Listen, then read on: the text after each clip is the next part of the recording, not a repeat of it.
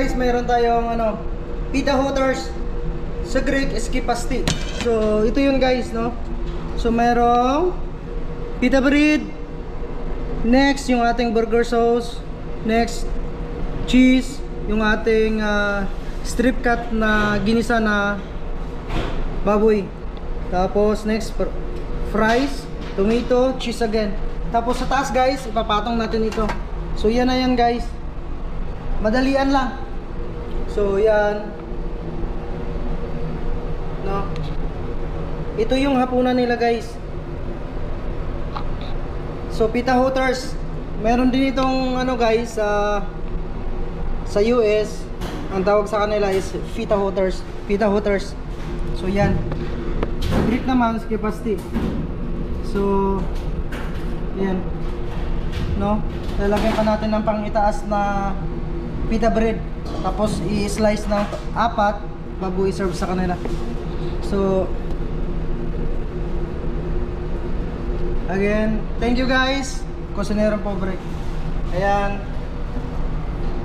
Thank you. So yan na guys yung pita hooters natin na hiwa na. Ayan ang isi-serve na natin yan sa kanila. So ulit guys, no? Pita hooters. So ito na yung platings guys, no? Sa ating pita hooters. So again guys, pita bread, yung ating burger sauce, cheese, tapos yung ating pork na strip cut na ating na stir fry.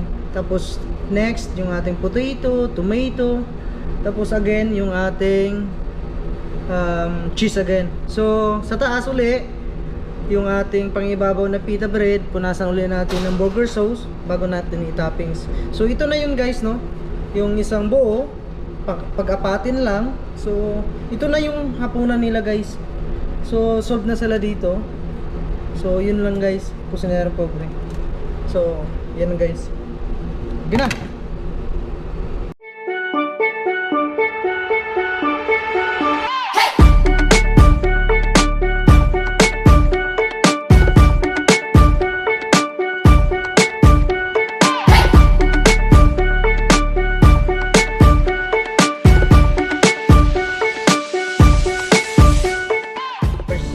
So again guys, tapos yung ating pork na strip cut na ating potato, tomato, tapos again yung ating pita bread, punasan ulit natin ng bog. So yun lang guys.